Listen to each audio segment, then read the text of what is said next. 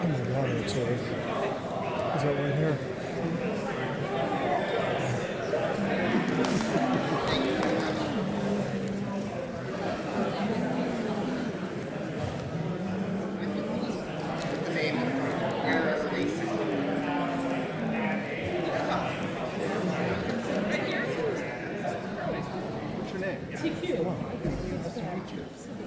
Nice to meet you. Good too.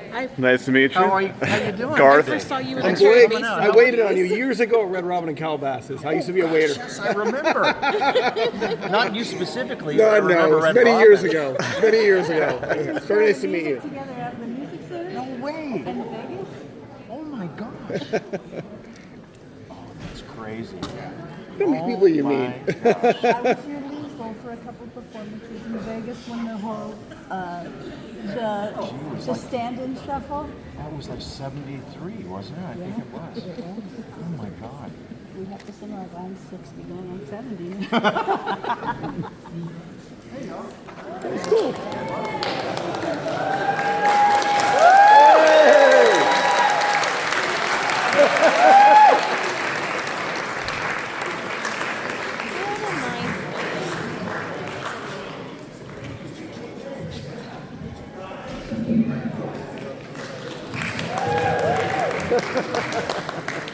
Very cool.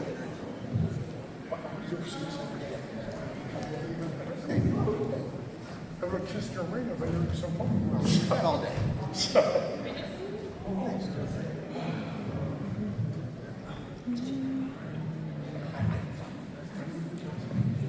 Everyone's name badges are all different.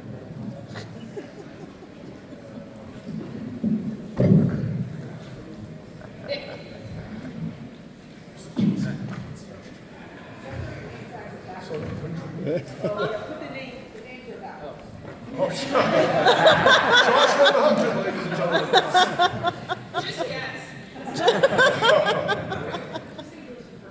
Should I sing Corner of the Sky? Greetings, ladies and gentlemen, to the AMP Comics Greatest American Hero Panel. First of all, I would like to introduce Editor-in-Chief and co-writer of the Greatest American Hero, Editor-in-Chief of AMP Comics, Joshua Malkin. Followed by co-writer, actor, director, producer, Don Henville.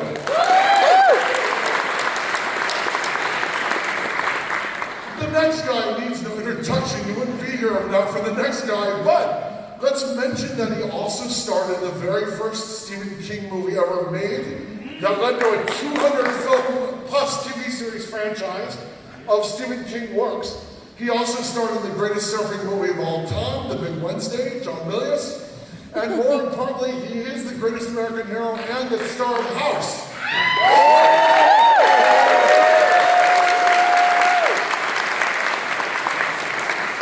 She directed Supergirl and a million other shows. Stephen Cannell, J.J. Cannell created a lot of great things. Tanya McKinnon especially.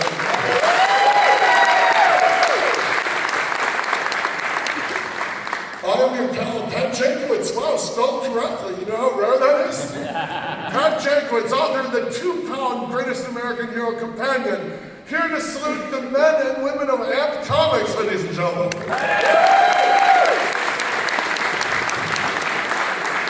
So let's start with our editor-in-chief, since he's the closest. And Don, what made you guys want to do a comic on the greatest Cannell property ever made? My favorite show of all time as a kid, Greatest American Hero. Yeah! I always say that I want to know if you're in my age, when you were a kid, if the show was on Thursday at 7:30 and you weren't home at Thursday at 7:30, you never saw it again. So, a friend was having a birthday party and it was that day, I'm not coming. Favorite show is a dream come true for me to be even just sitting here next to me and Katt and with Tanya, who her father, she's a story director in her own right, and her father obviously created A-Team and Rockford Files and all these beloved shows that we had as kids. I named it up, naming a fraction, 21 Jump Street. But anyway, it's just my favorite show of all time, and I met, actually Pat brought AMP a comic, and we were going to publish it. And he mentioned he did the Greatest American Hero Compendium, and that just led to like a 30-minute geek out session of me asking questions. And then he mentioned Tanya, and Tanya and I are both in the film business, it's our day job. And I knew her agent and called her, and we had a great conversation, and she had an amazing idea for how to reboot this and kick it off, and we just connected creatively, and we co-created it together. She was just such a great creative partner, and again, dream come true for me to be here.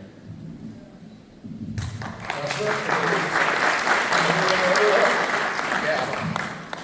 I don't know that I have anything to add to that, but I mean, it was absolutely must-see television for me too, and it's sort of like emblematic of a whole sphere of youthful anxiety for me. Like, it was the only superhero that seemed to feel the way that I feel, and it's been really fun to work on a book that has essentially recaptured and rebroadcast that energy, that point of view. It's been great.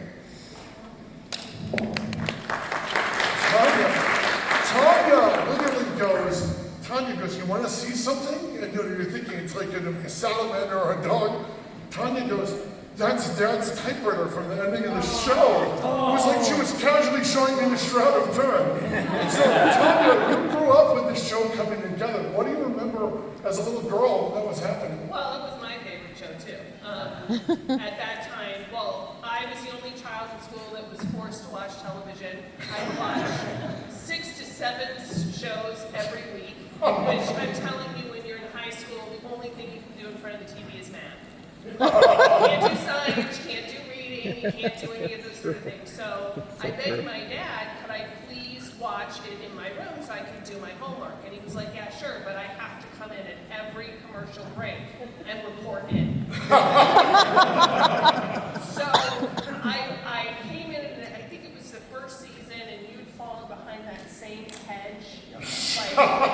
And it was, and I saw it the week before, and then I saw it the next week, and I go in to see my dad, and I'm like, so Dad, he fell behind that hedge last week. And he goes, do you know how expensive that is? I was like, okay, they thought I was going to be an ender because I picked that out. And I was like, well, but I loved watching that show, and it was, out of all the shows that I had to watch, it's been my favorite. So I'm so honored to be a part of the comic book series and moving forward with it, because I've been trying to remake the actual series since my dad passed away in 2010.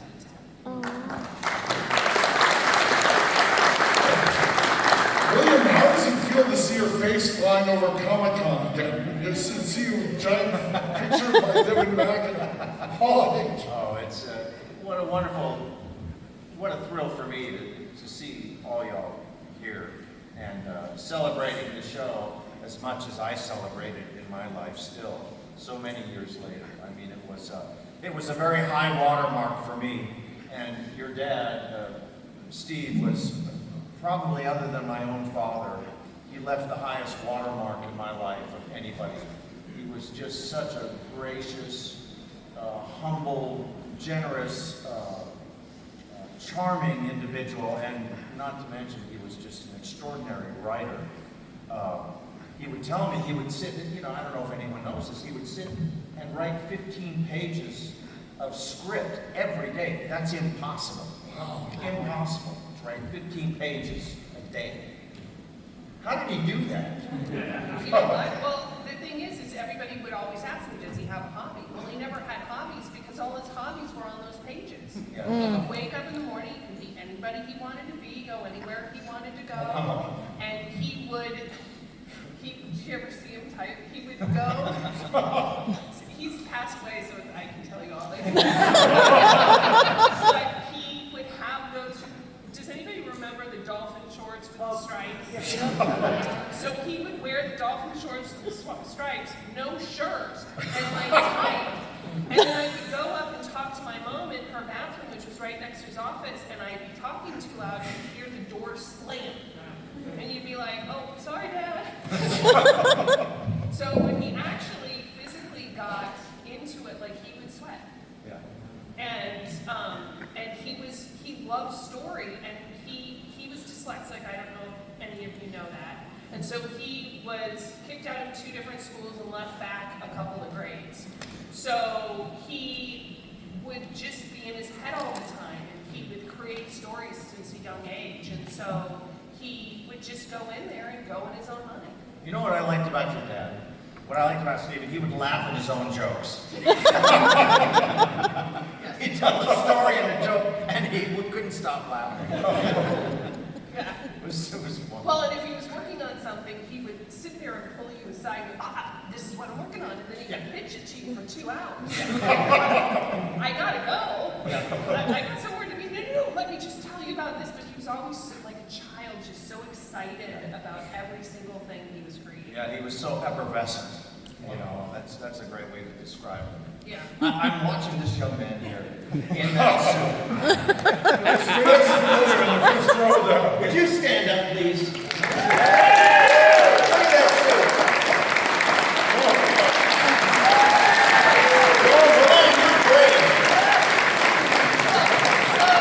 So Chelsea, get ready. So my sister's here. She's filming back there in the back. And Chelsea! Chelsea's Stand up, Chelsea! Another great Cannell presentation. You can look up Chelsea Cannell, and she actually wore the suit on Hollywood Boulevard and interviewed people. We were talking about this walking over here, going, "Do you know who this is?" And like nobody knew who it was. One person I think did, but she did it when she. How old were you? 20? Like 25. Yeah, 25. But we've lost the suit, and we're so sad that we've lost the suit. But What I want to know, there was a great picture, a painting of your dad in the suit. Whatever happened to that painting? Oh, yeah. was it painted? There was. It was Dennis a Madeline has a shot of it. Was there a Dennis painting? Danger has a shot of it. There's a painting of your dad in that suit sitting in Yeah, the he's chair. standing in the suit like this. Well, I think he must have had it destroyed because we cleared it out. Okay. Now, I have to ask, is it weird? This is for the entire panel. Is it weird? Greatest American Hero is the one franchise, it will disappear and then it will come back with a big resurgence. You'll see Sheldon wearing the shirt on Big Bang Theory. Yeah. You'll see George doing it on George On his tape theme recorder, song. yeah. And then it will become On Family Guy. Family Guy loves Greatest American Hero. Is it weird to see it come and then come back strongly? I don't know. And it was amazing when Seth MacFarlane paid tribute to it. You Yeah. remember that? Yeah. When Peter's behind the ski boat skiing, singing the song. That was wonderful. Did you watch that episode with your daughter? Did you know that joke was coming? No, I did not. Wow. I did not. Yeah. Well, and I think it's the song too, because the song was so iconic.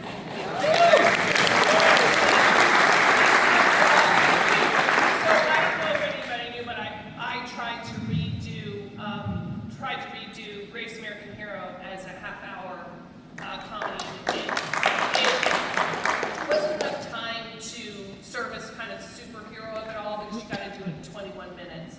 But Mike Post, who wrote the song, actually wrote a whole nother song. I gotta send it to you. Oh. Wrote a whole nother song for that thing, and I just resent it to him because he lost it. But he like redid a rendition of the actual original song. So I think what's so nice about doing this with all of you guys is that I've been allowed to kind of keep the spirit of the show in the show. Like Dawn will send me each comic book issue, and then I will say, well, what about this? Or, you know, and the whole thing about your son in the first season is such a great relationship that kind of went away, you know, and that's something that how we started this comic book series, because it's like, what is a hero? And so I was allowed to kind of look at each script and go, yeah, but you missed this part of the show because I was such a huge fan. So my hope is when people look at this comic book series, they'll actually get the feeling of the original show. Our next question is for Don and Joshua. When it came, you guys are picking up the franchise. What made you decide on the continuation? There's any number of ways to go. You went in a really interesting direction from those who saw the first issue and the first free comic book day preview. Yeah, Please talk about I mean, that. Tanya and I, in our first conversation, kind of cracked it, I felt like. I can't remember, Tanya had it in the initial idea. She's like, I always wanted to do this. And I was like, oh, that's amazing. And I can't remember which piece it was, but there was something. And we just instantly, like, were both, like, in agreement of, like, yeah, it should be, you know, you had a song at the beginning, kind of disappeared, and it's like, okay, well, he's coming back to try to save his son. And it's sort of a father-son thing, and you know, one of the discussions we had was a lot of the great franchises that we grew up with, which are some of the, you know, Star Wars, Raiders. I mean, we just so many gifts that we had. I feel like the characters weren't necessarily, they were kind of taken out to the woodshed and executed kind of thing. They weren't given like a grand goodbye. And I was like, man, with this, I want it to be different. I don't want it to be just like Ralph's handing off the cape. It's like, I want it to be Ralph's story and how he has this whole journey with him, this emotional journey with this kid. And that's really what we tried to achieve. And we just finished writing the last 2 issues. And, you know, it'll be done soon. We hope you guys enjoy it. But really, it was an emotional journey. And working with Tanya, she's absolutely right. Like, we turned in the script and she was laser focused, like, and just the things she would give, which is the secret sauce, I think, that Stephen Cannell brought to the show, and it would just make the whole thing 50 times better. It was a real joy to work with her on it. The first issue is amazing. Can I tell about the Easter egg about the Oh yeah. So the truck that hits Ralph, that was actually my grandfather's furniture company, Cannell and Chafin, that we we were talking about it, and I said, you know, the truck, it should be a Cannell and Chafin truck. So then I went and I called my uncle who worked at the company, and he sent me an old picture, and so then they included it in the comic book. Wow. Well, when you guys were doing the first issue, with the show to come, are you going to be doing callbacks to specific episodes? The show is alien mythology. Let's talk about that a little bit, all 4 of you. You know. Well, we have certainly talked about, so this 5 issues is the first kind of volume, I'd say. I mean, our goal is to continue the franchise. Obviously, if there's demand, we'll keep doing it. We have a lot of different ideas. We do have the likeness rights to William, Michael Parade, who you guys remember from the show, and Connie Selica. And Bill Culp's family has given us the rights to use Bill Maxwell as well. So give them their due. Wow. And any thoughts on that, Josh? Co-writer? Not sure. I mean, Tom's answers are complete. I just think it's incredibly exciting to not just say goodbye to Ralph, but just keep saying hello to this franchise over and over and over. It's ripe for reinvention and it's wholly unique, so I know that there's a place for it. Keep buying it. And the interesting thing about it, you guys, is her father told me in the book, it sold better than Rockford Files, it sold better than A-Team. He said they were literally, Anchor Bay was printed, you'll see Anchor Bay did like 1 million copies because they kept moving it. They did one for the Greatest American Heroine pilot after putting it on the season 3 DVD because there was such a demand for people who couldn't get that. Would you incorporate, are you going to acknowledge the Greatest American Heroine? I was curious. We hadn't talked about that. We haven't spoken about that at all. We definitely are going to go into just some classic case file stuff. We talked about going back to Ralph in 80s, like almost like Wonder Woman's 77, you know, Greatest American Hero 82. We talked about doing that. We just had a great lunch with Connie Selica, who still looks amazing at 71. She's still one of the most beautiful women on the planet. And he was just telling me a story that she always wanted to put the suit on. Like, Stephen would never let her put the suit on. I was like, well, that's a great little spin-off. Let's not put the suit on. So, super fun stuff now. I really like that. And William, is there any story you really want? I remember you telling me you always liked the 4th Dimension episode. Beast in Black was my favorite episode we ever shot. And I think the reason that we couldn't do more of that, go in a sci-fi direction, was because the way Stephen told me, he said that they got a lot of letters at ABC and complaining. The parents would complain the fact that it was too scary for the kids. That was my favorite. It was great. It was great. He said he got a letter, he told me he got a letter from a mom saying, what the hell are you doing demons at 8 o'clock? Well, I think also too, because I always say, and one of the things that I told Don when we first talked, was that I think the real spirit of the show was in the first season. Because it wasn't always, we're gonna go get the Russians, or we're gonna go do this, you know, this other kind of big thing. It was more about the human story with you and the kids in your class and your family and what happens if an everyday guy gets a super suit? That's what was the idea. There was a lot of humanity in the show. Yeah, and in the comic book, I think the reason that I always wanted to start with the son was that brings the human part back in, and the father-son relationship, which I think everybody can identify with. But my dad did tell me that the second season, he got pressure from the network to go more, we're going after the Russians, we're, going after this other big... Yeah, your dad had promised me in New York when he came to, I was doing a play in New York, and he promised me, he said, we're not going to be chasing monsters through the sewers. Well, cut to the second season. There was a little animosity there, and but that's what the network wanted, and your dad and Stephen and Bob Culp and myself and Connie, we all wanted to concentrate more on the humanity of the show. Yeah. And they wanted it to be more like Kolchak, and God bless Darren McGavin, who didn't, it was chasing a monster of the week, which is why he ultimately wanted to bow out of that show. I don't know if any of you are familiar with Kolchak. My next book. It is my next book. I was lucky enough to do an audio book this last year of Kolchak. He read the nice stuff. Anyway, and that led to Chris Carter doing X-Files. It really did. Yeah. Well, and I think that is a theme of my dad, which is that a lot of things that he did was way before its time. And I don't think that TV was ready for the sci-fi, that kind of sci-fi, but now we are, that's what everybody wants, so. But if you look at the show with the Reluctant Hero and the comic picking it up, it was the first show to really embrace the Marvel Comics ethos. The Reluctant Hero, the whole point of the show is you're trying to make it stop. You want it to end, it's destroying your life. That's Marvel Comics. It was more Marvel Comics than the Spider-Man or Captain America or Doctor Strange pilots they've done over them. Yeah, tonally, I thought it was definitely like the first iteration of the MCU. It had the humor, it had the pathos, it had the tone. If you remember the time, the Hulk was very serious. Oh yeah, it was the only one that got that melancholy and comedy, the drama.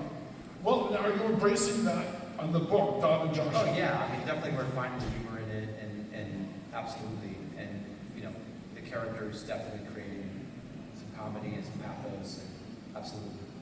Don, what was your favorite episode? And that goes for everyone too. Gosh, you have a couple favorite episodes, but the one that kind of stuck with me, there's a whole thing where he's walking with Michael Bray, and he's just telling him how people matter. It's like this whole thing about people matter. And it just kind of to me spoke to this guy. The character Ralph was such a good guy.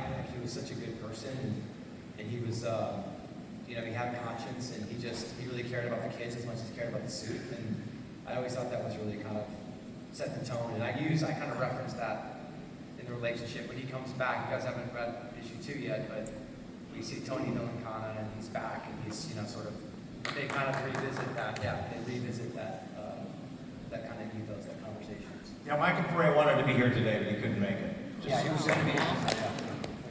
How about you, Sam? What was your favorite episode? I mean, the pilot for me has long been my favorite, and the image of Ralph David Mack is Williams. entering the house, ladies and gentlemen. David Mack! Daredevil! Greatest American hero! David Mack is in the history. Thank you, sir. A pleasure. Yeah, thank you. Welcome. It's really difficult to find this room. You found it, legend. Yeah. So just real quick, because David's here, obviously he's one of the greatest comic artists around, and he literally was like, I need the best cover for this ever. How do I do it? And I was like, I talked to ChatGPT, I said, comic artists between this age range, because I knew they would be a fan of the show. And David Mack, David Mack would be fucking perfect. And I literally cold emailed him. And he was like, I love this fucking show. He's like, I have 2 covers due next week from DC, Marvel, probably big things. He's like, but I'll do this. I love this so much. And I think I'm wearing his shirt right now. This is his art. It's in our booth. He just did the greatest American hero cover of all time. So. David's name is comic books, the conversion. I I saw your love your cover for Inversion of the heroine, and I mean your Greatest American Hero cover. Once it hit pretty cool and everything else, it showed M Comics was serious and they were bringing the franchise back. You know. I really appreciate that. Yeah, this is an honor to be on here. You know, I was watching that show when I was a kid. It was so magical, like full of mystery. It was my favorite show as a kid at that time. Where I lived, it came on at Wednesday night, 8 p.m. East Coast time, and I always looked forward to it. So like when he asked me to do this, I was like, whatever it takes to make this happen, we're gonna make it happen for sure. Yeah, I'm super busy right now with a ton of other stuff, but this is definitely the priority to make this happen.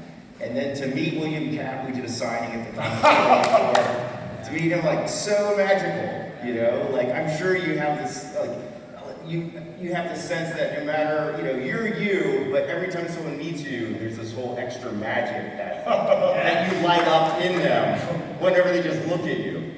Yeah, I will say Weird Comics Pro, when you see people come up, anyone come up to him, it's like they're 13 again, they're 12 again. And Yeah. they say never meet your heroes, but like I've been hanging out with him for months now. He's the greatest guy. He's such a good person. Such an amazing actor.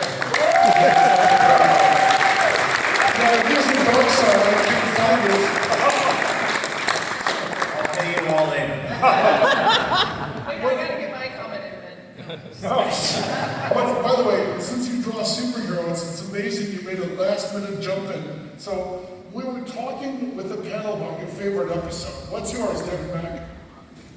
Well, I was always rooting for him just to get it together. You know, like that's the cool thing about it is like, of course, there's all this humor and you appreciate that, but you're always like just rooting for him to like, yeah, like learn this new thing, learn how to fly, learn how to land. Like anytime he kind of figured something out, it was like somehow satisfying because you really wanted him to figure it out. I mean, that said, like the beginning, the first, just the idea, the concept of like giving someone a super suit that is full of possibility, but they lose the instruction manual. It's like a metaphor for life, right? It's this incredible, just high concept metaphor. And so like, I went back and watched the first episode and like, just the concept of it still holds up that way. The funny thing was, you know, you rooted for Ralph to figure it out.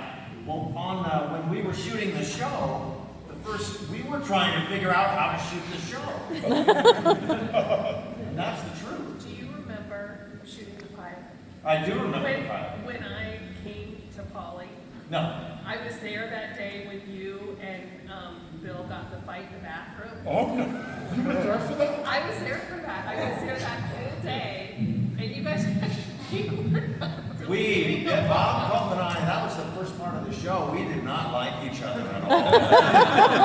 And so when you see the show, and we were shooting it kind of linearly. Yeah. Usually you shoot a TV show, you shoot it like a piece of puzzle, and you put the puzzles all together. But we were shooting it, I think your dad was very smart about this. We were kind of shooting it in order. And Bob Cope and I didn't like it, didn't like each other.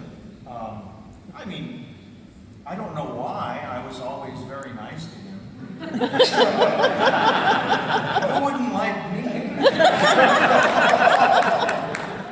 But he came into that bathroom and he said, this is the way it's going to be. You're going to chase the villains, and you're going to do what I say. And I said, no, that's not what's going to happen, Bob. You know? Which is the show, right? That's Which the is show. That's how it works. Yeah. By the way, yeah, that's a very good point. I didn't realize Tanya was there for the famous bathroom battle. I was there for the bathroom battle. I was there for the fight in the gym. Oh, you guys fought in the gym. Because Dennis Weaver's son. Yes, yeah, we played the Yeah. So I was there because we lived down the street. So my mom just brought us, and I stayed for 3/4 of the day and watched the whole filming of everything. And by the way, don't think we haven't noticed you haven't answered who your favorite episode was, Tom. You didn't ask me. You I just was wanted about to to. skip that. It's usually ladies first, but he made a superhero entrance. So, I mean, obviously, The Beast in the Black was one of my favorites. But another one that was my favorite was when you got shot. At the very end. Third season. Third season. Pilot You episode. got in the car, and they drove you out to the desert, that didn't go over well. But I loved the humanity in that because you hadn't been wearing the suit. Wow. And that kind of brought the danger back to the show. Oh. You know what I mean? Yeah. Because before you were always wearing a suit and you were fine and nothing ever happened and you went into the, but this time you got shot and you were fighting with Bill in the episode. And then that kind of like brought you back together. He got shot by white supremacists in the parking lot of the Burbank Hotel. Yeah. Yeah, from the Tarantino movie. Yeah. But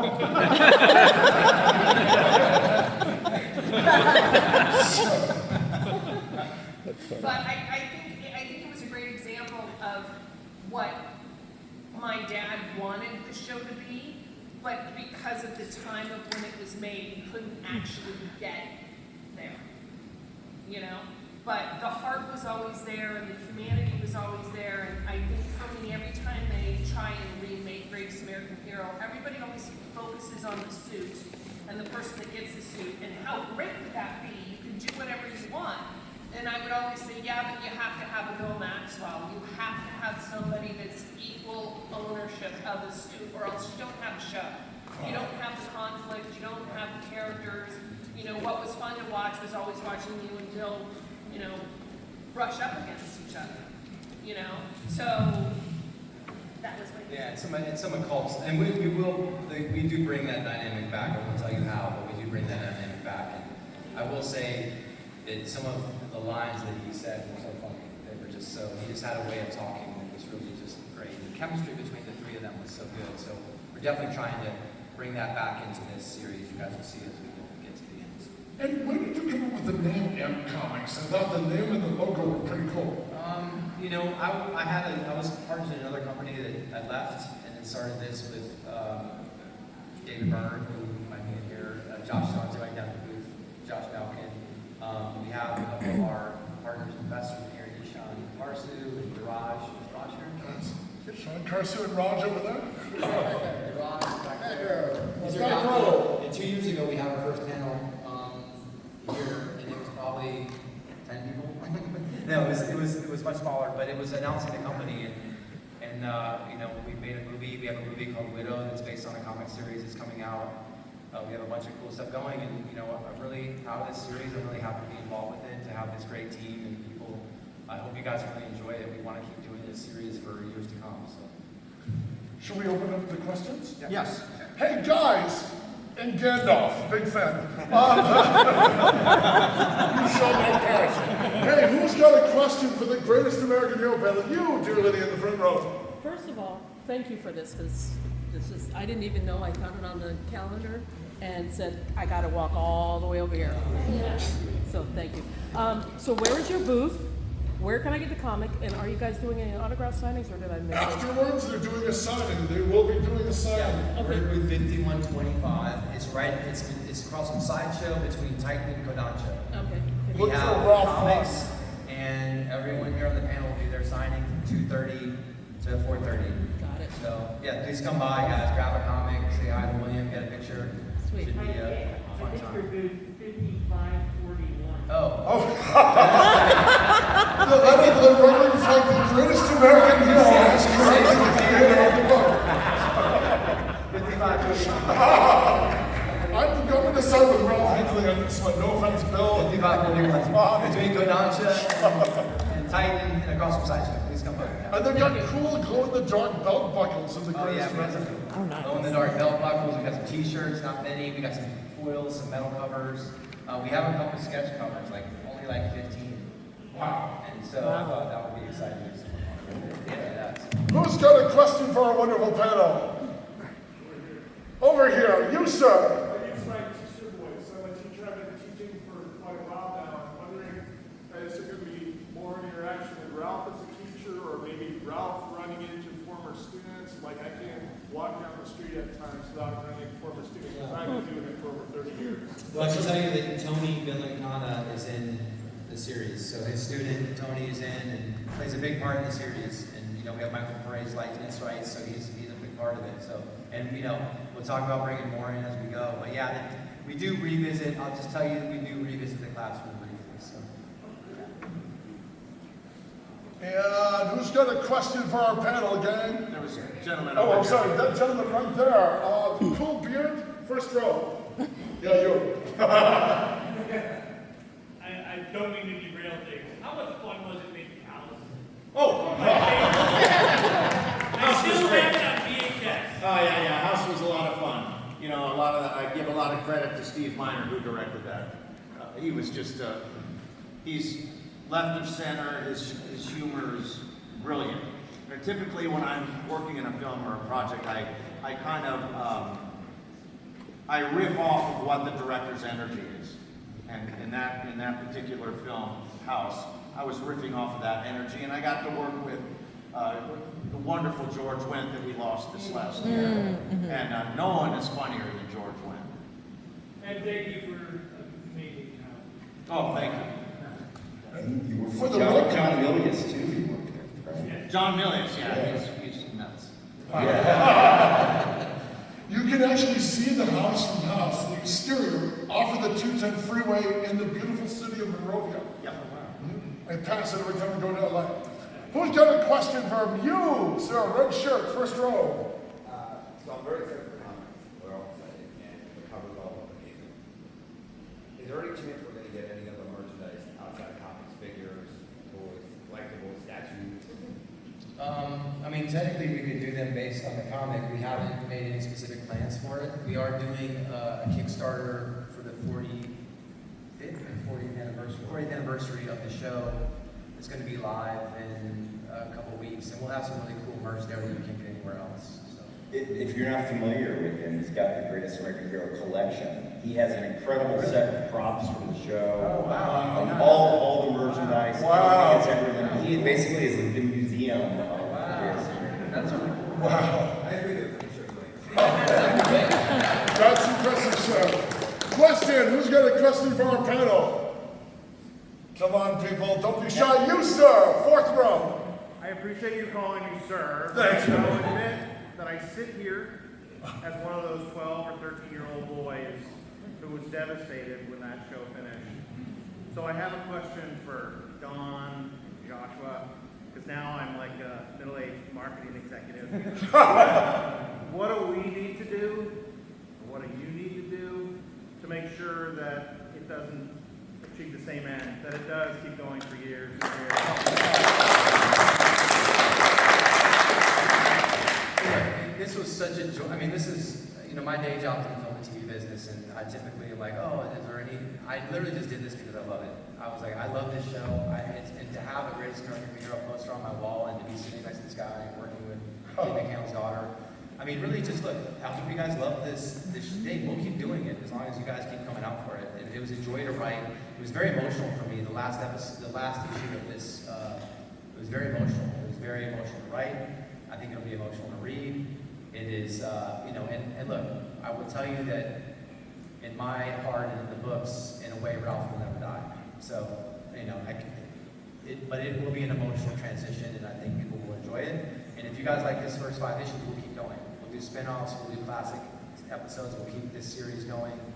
I think it's a multiverse, it's a universe we can build out.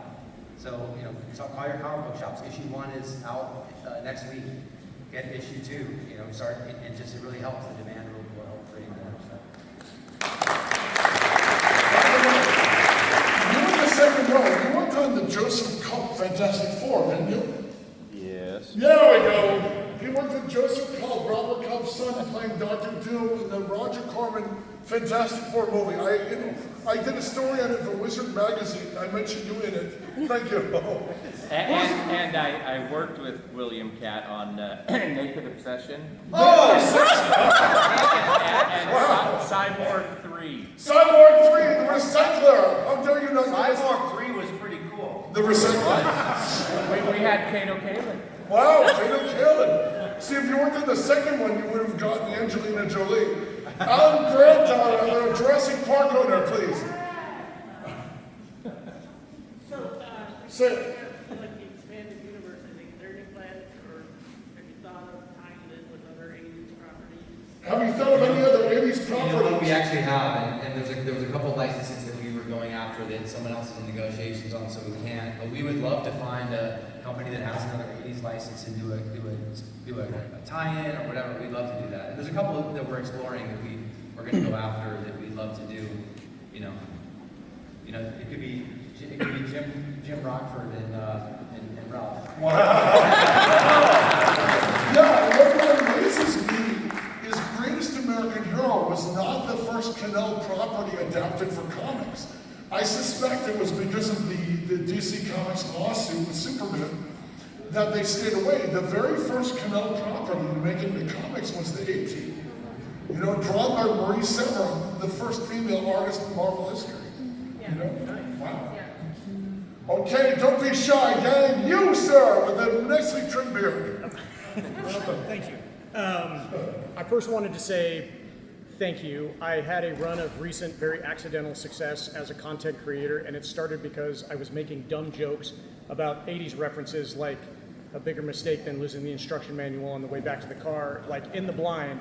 And I can tell you that the response from everyone is like, that dude is like me, and I think about what was Ernest Borgnine doing in the back seat all the time. And that's the way I run it, and I can answer the question for you, like, don't just go buy the comic. How many people in this room know what a pull list is at their comic shop? Yes. How many people do? This is an amazing That means the rest of you. Every time it comes back, it flares up. That means the rest of you don't. So go find your local comic shop, walk in and say, I want to add that comic to my pull list. And if everybody does that, it creates a demand signal for these guys. And it stays around. Actually, hey. No dog in this fight, no one paid this shit. From his lips to Stanley's ears. That's very important. And I don't shill for much, but I will shill the hell out of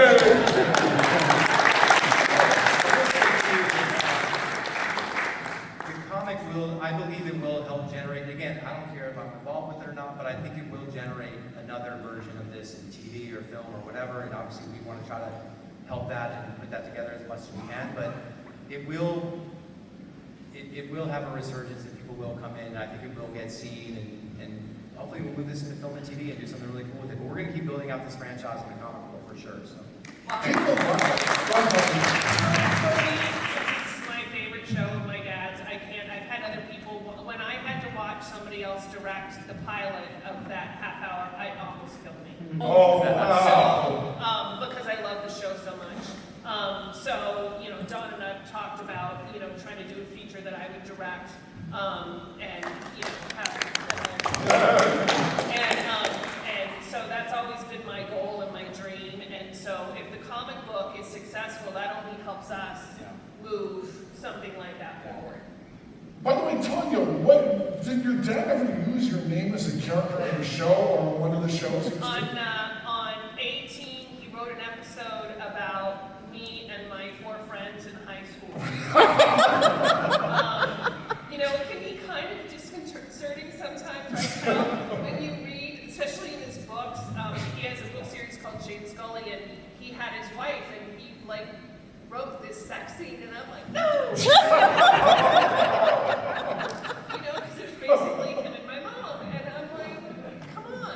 So, but my sister and I are also doing a documentary about my dad's life, kind of exploring how much of his life is inside of the work that he made. So hopefully that will be coming soon too. Wow. Okay, people, let's see. Okay, we're in the final 10. Who's got a question for us? You, Ralph Hinckley, first row. You've already touched on it, but what were collectively some of the elements of the show that you wanted to make sure to incorporate into this comic? What elements of the show did you want to incorporate into this comic, Dan? That includes you, David M. on the end. We'll start with Joshua and Don. Hit it, boys.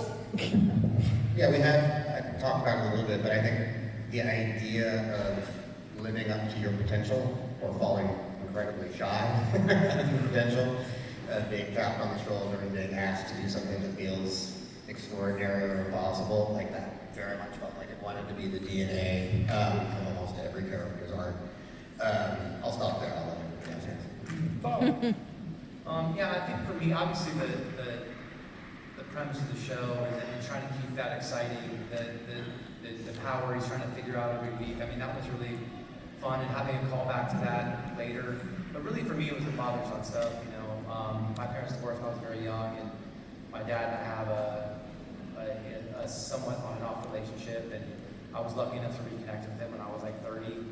And it just really, that was really emotional for me, and really was something I wanted to write about. And, you know, and also, I don't know if you guys know this, and we can bring it up, but Stephen, during the filming of the show, lost his son. And that was Chelsea and Tanya's brother. And when we did the documentary, they just talked about the son, and you know, he was interviewing Mike Post, who wrote the song and wrote a bunch of songs, and just, you know, I think there's a kind of an emotional connection there too. And I just thought it was something that just felt really appropriate for this, and just you know, wanted to really make that a touchstone. Any thoughts? I had a question for David though. When you were approaching the first iteration of the book, of the cover, what were you drawing from? Because it's a beautiful cover. What were you drawing from?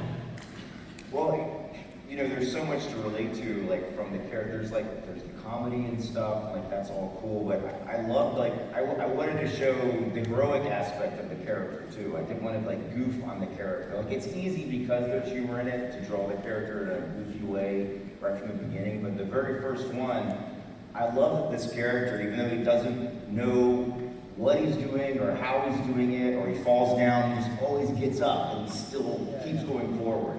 That's what I love about this character, is no matter, he doesn't have it figured out, but he doesn't wait until he has it figured out. You know, he goes forward no matter what. And so there's like an innate heroism in that I wanted to show in the image of the first cover. And I wanted it to have your likeness too. So I poured over all the photos and images I could find, you know, from that time, and tried to like, you know, Frankenstein a couple, you know, shots of your face together and the suit together and that kind of thing, used as a basis for the painting. But also, like this show in everybody's mind, you know, you have that theme song. As soon as you hear the theme song, you think about the show, and as soon as you see that logo on your chest, you hear the theme song in your head. And so I wanted to put some words from that, so that as soon as you look at that cover, all the magic comes back. Like it's automatically playing the song in your head. I originally put out like a whole bunch of lyrics to the song on the cover, and then Don wisely said, like, let's just limit it to Believe It, you know? We had that conversation. Yeah. Well, it's also like, we were like, we don't know if we legally can do yeah. that. So I was like, what about just Believe It? Yeah, because of course you want to at least say like believe it or not, but your mind finishes that, and I like the idea of just on the positive note, believe it. Yeah, you know, there's not even any. That's really brilliant, man. No idea. Happy accidents. I was when I started as a PA, you know, 10 years ago, I was inviting some clearances, and I was like, we can't use this song. We're going to be in trouble. And Tanya was like, just make it believe it, and it was so smart, appropriate, and even how you had It was right. It was so perfect. We were like, when he told you and then you sent it back to us, we were like, yes! Yeah, it's almost like it's the answer you've been waiting for the whole time. Like, believe it or not, it's just like believe it, and like the character is just flying right at you, and you know, and you kind of look at him like, okay, maybe he's got it together. Maybe he's like, it doesn't matter, he's still moving forward. And I tried to crystallize a lot of those feelings, kind of sort of articulate and sort out some of those feelings that I had as a kid that I wasn't able to articulate as a kid. And it was forcing me to think about it now, you know, looking back. And I think that's what I loved about that. Is like, what a metaphor for humanity. Is like, you don't have it figured out, you don't have all the instructions, you don't know what you're doing, but you still got to do it, you know? Wow, it was great. I mean, one question I was curious about, going with Ralph's son, after they ran from the sun after like Operation Spoil's Point in the second season, was it exciting to bring him back after the show itself had tried to move away from him? To bring him back?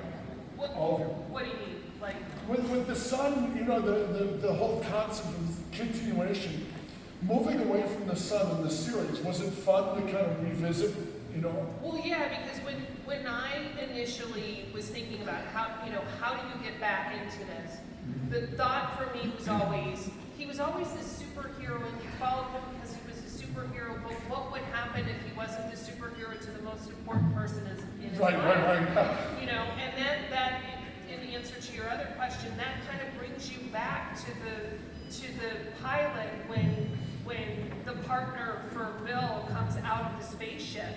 You know, it's that same sort of connection.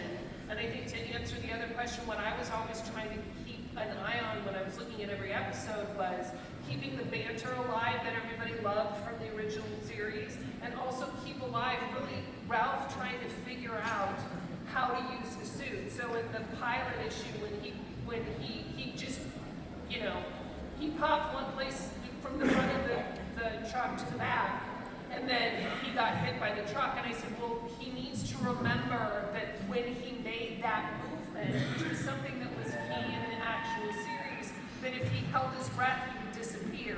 And so we had to remember that. So those were like the little things that we tried to keep in the comic book that was part of the series. Beautiful. And Jolene, good to see you. Now, quick question, guys. Who's got a couple more questions for our illustrious guests? Don't be shy. You, shy person in the second row, dear Leonard. Yeah. So I'm a little younger than the original target audience. I only did the show because this gentleman right here showed it.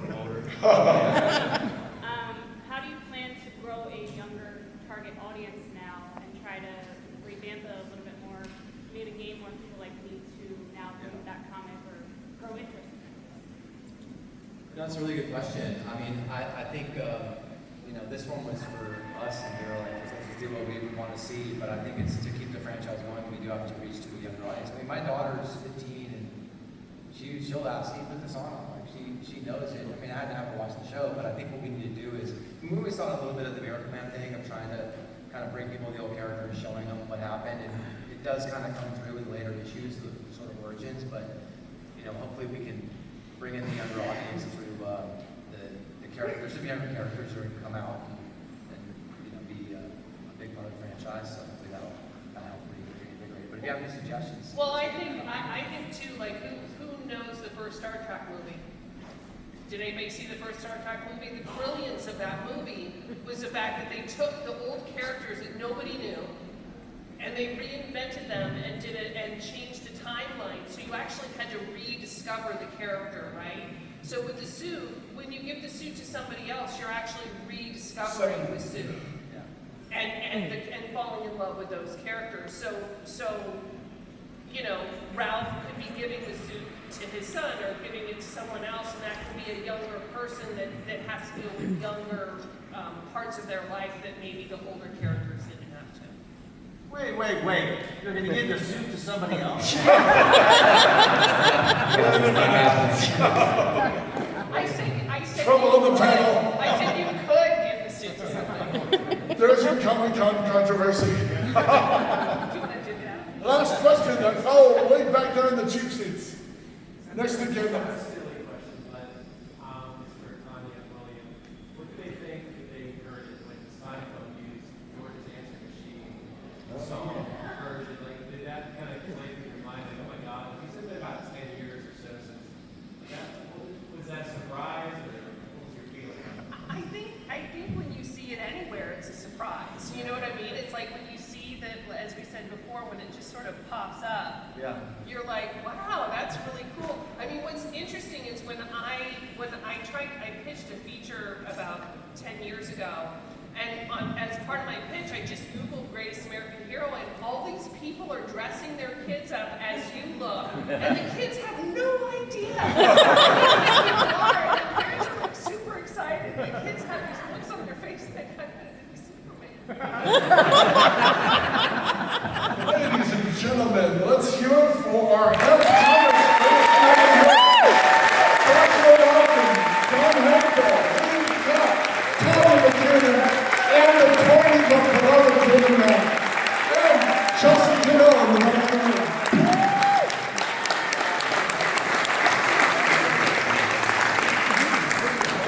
Signing at 2:30, I believe the amp booth, right?